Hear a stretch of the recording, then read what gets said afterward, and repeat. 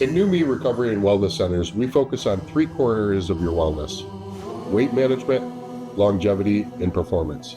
These areas are all influenced by key factors such as nutrition and supplementation, sleep, fitness activity, and stress management.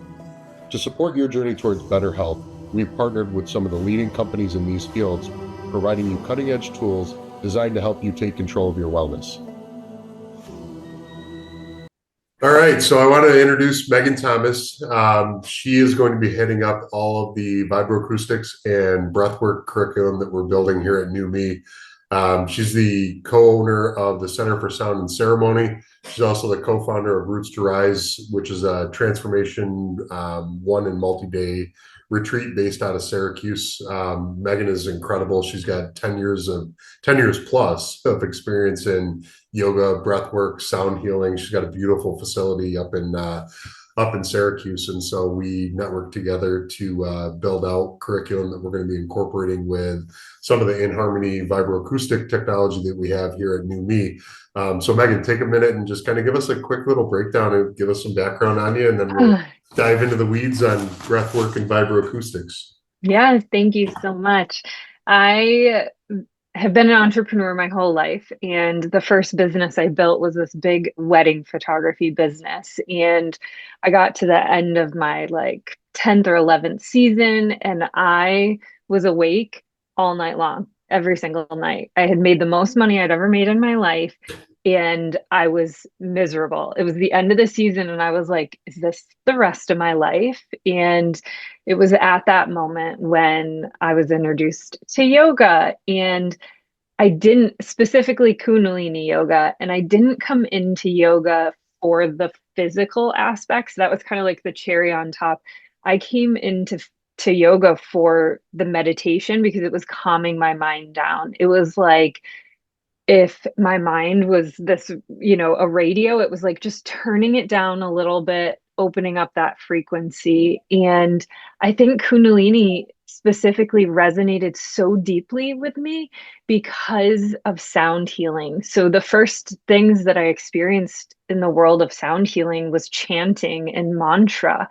And as somebody who has a very busy mind, meditation can be a challenge. And I think often we think that meditation is this place of getting to know thought, which of course we love to get there. But for many of us who really, really need meditation, we have to find a place we can get to because our minds are so busy. And the chanting helped bridge that for me. So it was a struggle to just sit and try and have no sound, no thoughts, try to get to that place.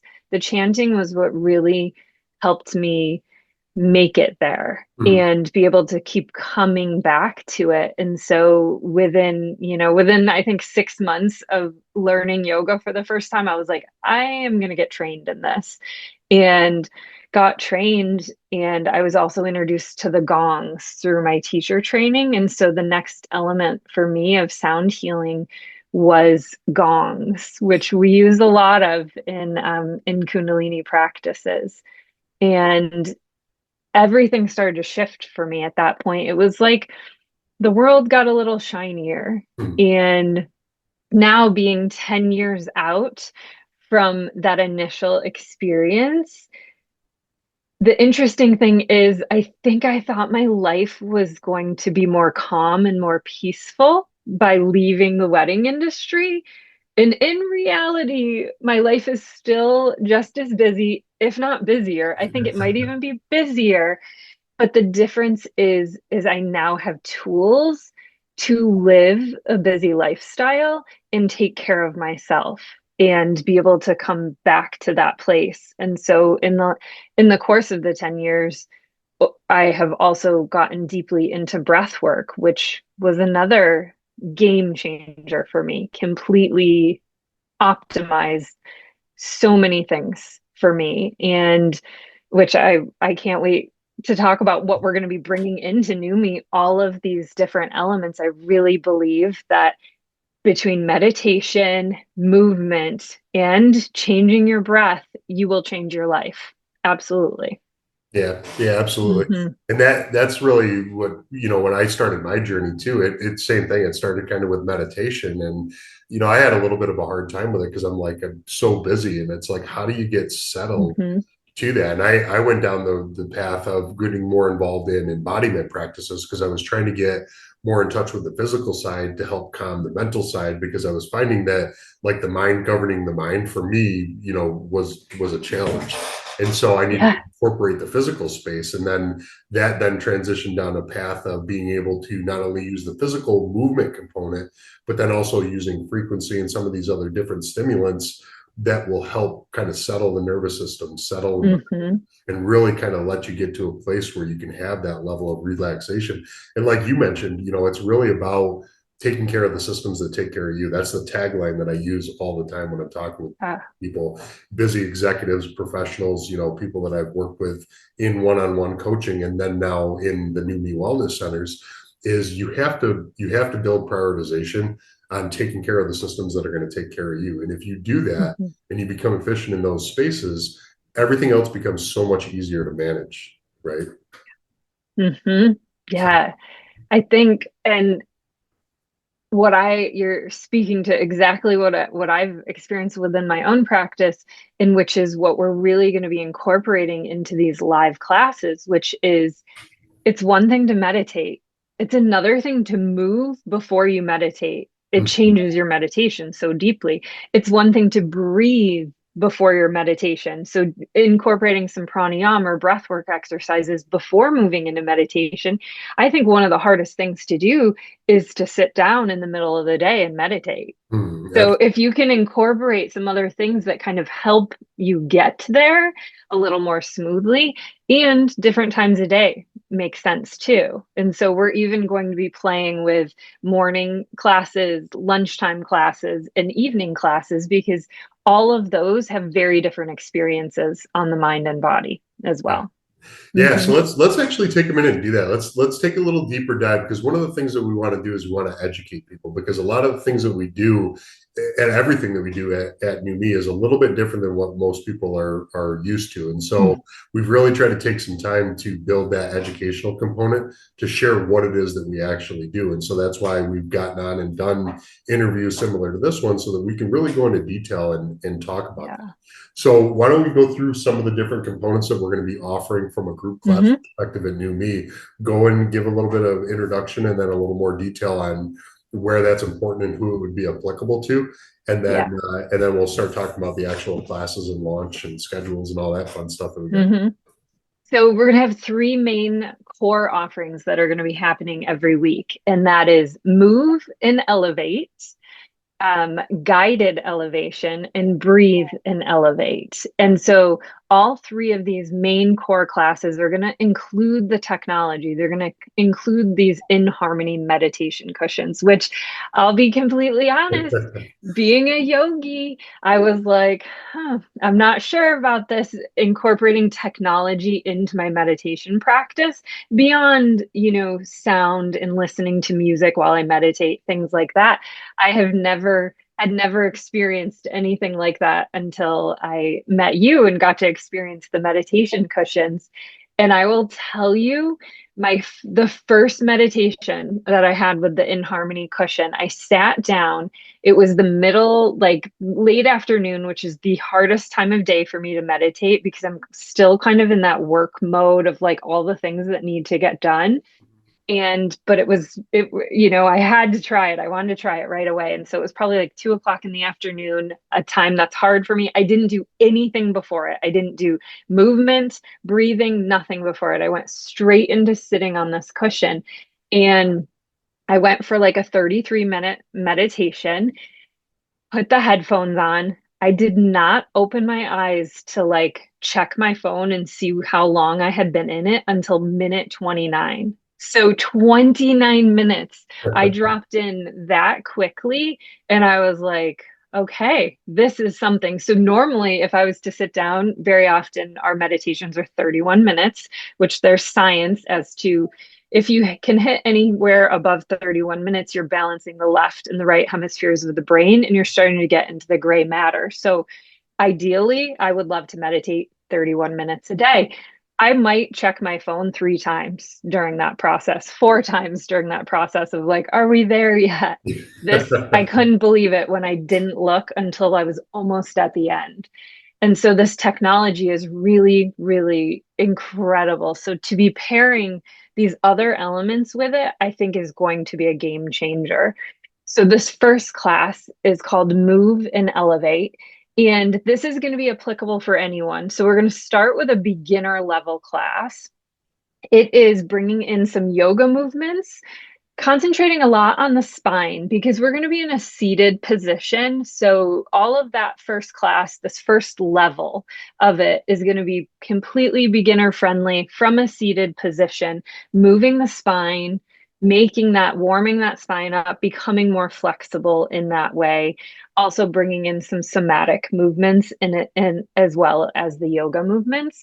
And so a class like that is going to be 60 minutes long, and about 30 minutes will be movement, and 30 minutes will be a meditation. So we'll be bringing in these longer times of meditation, which, if you're somebody who is new to meditation, 30 minutes can feel overwhelming. But when you're doing it in a group, completely changes it because you feel that group energy and you're like, okay, I can keep going and build that practice with it. So it would be my intention that we get you to that 30 minutes, and your at home practice might be 3 minutes or it might be 11 minutes, but holding that place for you to be able to step and grow into longer meditation times.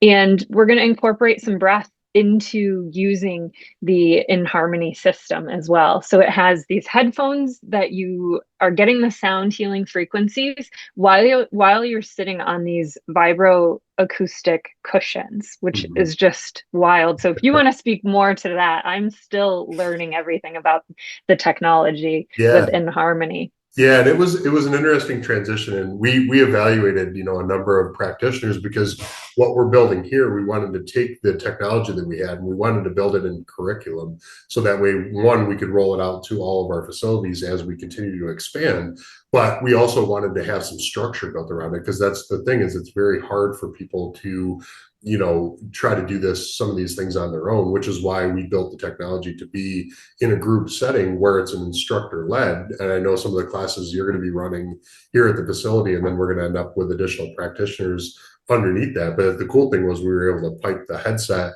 in with the audio, with the vibroacoustic cushions, and kind of pull all the Yeah. pieces and parts together. So yeah, the vibroacoustic cushions are interesting because there's a tactile transducer that's actually in the cushion, and it's pushing frequency and vibration all the way up through. So somebody that's never experienced vibroacoustic therapy, what I usually, how I try to explain it is, if you've ever done like a massage chair or anything like that before, Mhm. that's more of like a surface level vibration. But when you take vibration and you push it with frequency, it reverberates through your whole body. So if you've ever been to a concert and you've been close to the speaker stack where the sound goes all the way through you, or you've ever been to a sound session where the sound just kind of goes all the way through you, that's how these cushions are designed. And so it was interesting talking with you, because you have such a beautiful facility in Syracuse, and it's all traditional modalities. It's all Hmm. cards and Tibetan bowls and beautiful, beautiful equipment. And so the transition to take that and do some level of incorporation of that, but utilizing the newer technology, I wasn't really sure how how well that was going to be Yeah. received. And so we've done some testing behind the scenes with you and everything else. And it's just another one of those things to give people access, right? And that's really what we're trying to do, is we're trying to give access to things that are going to help you manage Hmm. stress, help you balance things in your life, and a lot of these different components, especially with the breath work, they're multi-purpose. One of the things we do here at NüME is with metabolic assessment testing. And when we do metabolic assessment testing, it's a cardiometabolic breath test. And a lot of the deficiencies that we see in a lot of areas from a physical perspective are related to our lung function and our breathing function, right? And so Yep. when you incorporate breath work, this is like physical training. It's like going to the gym, but for your lung function, right? Which Hmm. then in turn, helps with oxygen circulation and a whole host of different things. So we're really excited about it from all those components. Yeah, so I would love to share my experience with breath work and how I came into that. My I so many of our things, I think, come from our real lives of trauma or challenges we've had. And my lungs spontaneously collapsed. And the first time that it ever happened, I was 16 years old. I went to Darien Lake and, driving to this amusement park, and my lung collapsed. And I had never met anyone whose lung collapsed. So I had no idea what was happening, but I couldn't breathe. And I started to hyperventilate. And back then, you didn't just have a cell phone where, you called your mom and come pick you up. So I think I had to stop at like a throughway stop. And the people I was with called my mom and were like, we don't know what's going on with her, but she can't breathe. And so, in the course of my mom driving to come and meet me on the throughway, then driving back to Syracuse to a hospital, we had discovered that my lung had collapsed and it was like the size of a grape. And you can live on one lung, but you cannot live on one lung and one collapsed. It's Hmm. a very painful experience. And so I went through that whole experience. I ended up having lung surgery, chest tubes, all the things. And luckily, I didn't know that I was probably at very high risk, that it was going to happen again on the other lung. And so I just lived my life for like the next 5 years. And my second lung collapsed. And when the EMTs got there, because it's a very specific pain that you will know if you have ever had it, you know what it is like if you have it again. And so the EMTs got there. And even though I didn't know anything about yoga at that point, I knew that hyperventilating had made it so much worse on Hmm. myself. And so the second time around, I controlled my breath. And to the point that the EMTs were like, your lung is not collapsed. Like, we have seen this over and over again. And they kept telling me it wasn't collapsed. And I was like, oh, I know what it is. And sure enough, I got to the hospital once again, collapsed, needed a chest tube, and ultimately needed surgery on that lung as well. And so from a very young age, I started to realize that controlling our breath could actually help us overcome anything. Hmm. And currently I have used, controlling my breath to start a new habit of cold plunging. And it is all about regulating the breath. In some ways, tricking your breath, tricking your body back into the parasympathetic nervous system. So moving from fight or flight into this like rest and digest. And it's so powerful to do that. So we're going to incorporate with this breathe and elevate classes, we're going to incorporate breathing exercises before we go into our meditation. And then while we're in the meditation, to really optimize what that meditation can look and feel like for us, because it's a very different experience than just going into meditation. It's going to bring us to that next level, which is really the place that we want to go when we're experiencing these kind of meditations. Yeah. Yeah, that's amazing. I actually wanted to make sure we touched on that, just that story too. And I'm glad you brought that up because your Yeah. story is absolutely incredible, and what you've, had to overcome and how you've then taken that and been able to adapt it into the practice of what you do now. Because there's so much, value in that when you come from that space of experience, right? Yeah. So Hmm. yeah, that's going to be an incredible class. That's one that I'm looking forward to, as well. That's going to be a really good Hmm. one. And then I think the last one we have is on the guided meditations, correct? Yes. And so we're calling these guided elevations. And these are all going to have different themes. So we're going to be, especially in this testing phase, testing out different kinds of guided meditations that are going to be experienced with the cushion. So the vibroacoustic cushion with the headphones, with the healing frequencies, Mhm. and my voice guiding us in. And some will include maybe you chanting as well and bringing in that piece of using your own voice as your greatest tool for sound healing. So we're going to do the Ho'oponopono, which is a Hawaiian forgiveness meditation, incredibly powerful meditation for forgiving yourself, for forgiving others. There are things that we have experienced in our lives that are unforgivable. Yet, if we continue to carry the burden of that, we're not saying, if I forgive you, it's okay what you did. What we're saying is if I forgive you, it's for myself because I no longer want to carry that burden. So we're going to do forgiveness meditations. We have chakra healing ones where we're going to go through every single chakra, bringing that energy in with which will also be pairing breathing exercises with it too. So it's going to kind of work in all of the different pieces of it. We have a loving kindness meditation we'll be doing. So we'll be experiencing all different forms of these guided visualizations and meditations just to really take some people prefer a meditation that way. Some people are going to prefer a meditation where no one speaks. So we're going to invite you to try all of these different things and see what really resonates for you. See what you want to take home with you in your own practice. And one of the really cool things about this in harmony technology is there's an app. So you could subscribe to this app. You could bring it home and listen to sound healing before you go to bed every night. Because one of the things we know about sound healing is it's cumulative. Mhm. The more you experience it, whether it's through whistling, humming, singing in the shower, listening to frequencies when you go to bed, all of that, or even in the background while you're working, all of that is going to have an effect on your whole body and your nervous system. And the more you experience it, the quicker you can access that. Yeah.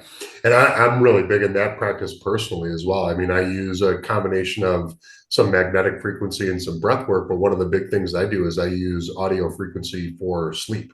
And to try to cut down on the latency of time to go to bed, because there's a lot of times where I'm very, very active for Mm-hmm. a very long part of the day, and I don't really get that wind down time. And then it's like, oh, it's 10 o'clock, 11 o'clock at night. I got to be up at 3 o'clock in the morning because I got to be at the gym.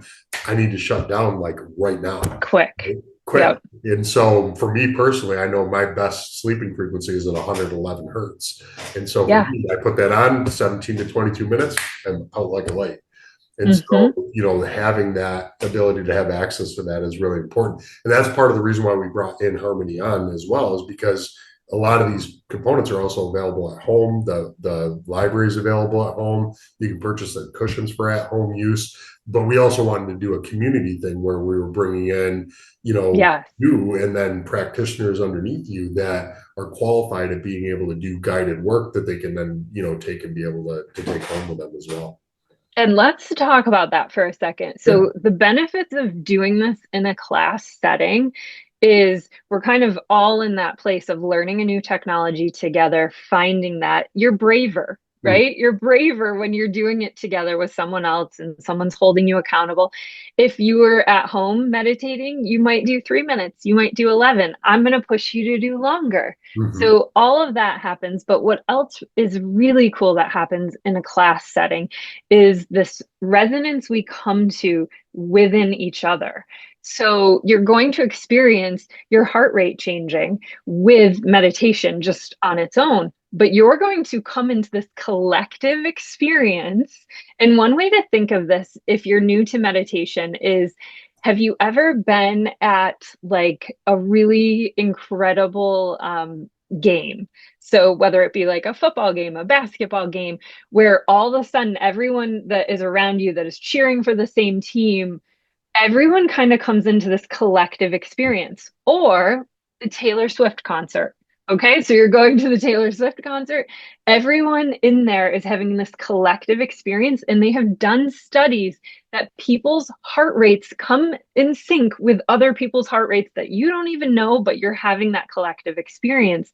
And this is a really powerful part of doing classes together because we kind of help each other in those moments. So, another way of thinking of it is if you're really stressed out and you start petting an animal or you hug someone for 30 seconds or longer, you start to match each other's nervous systems. Mhm. So the animal that you're petting can help bring you there, or someone you're hugging who is regulated can help bring you there. So we're having this really collective experience in the most positive way. Mhm. Yeah, and that's one of the biggest things that have come out of the frequency work that we've learned is not only are we are we, we're beings that run on frequency. And so we're not only emitters of frequency, but we're also receivers of frequency as well. Hmm. And that can really dictate a lot of different things. And like you mentioned with the collective experience, that's how we're wired as human beings. There was just a podcast that I was listening to on Friday.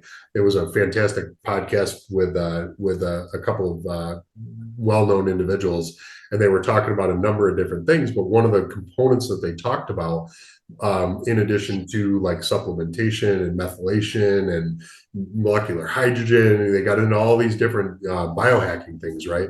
Hmm. One of the things they talked about was one of the areas that they studied was in mortality. And when you want to cut mortality significantly down, what's the Yep. one thing you do? Isolation.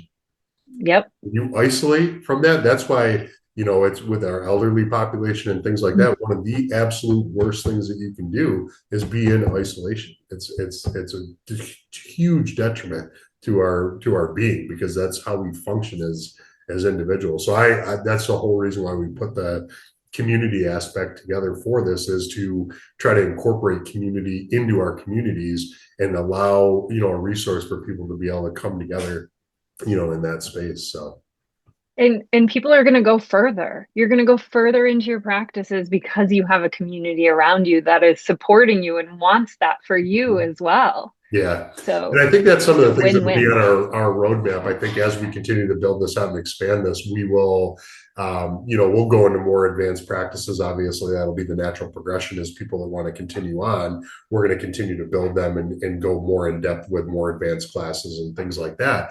But Hmm. then I think one of the other things that we'll probably end up taking a look at is building out that community aspect. We have the technical capabilities to be able to do that, and so we can build that group or that environment together and be able to have some of Yeah. these collaborative things together through technology.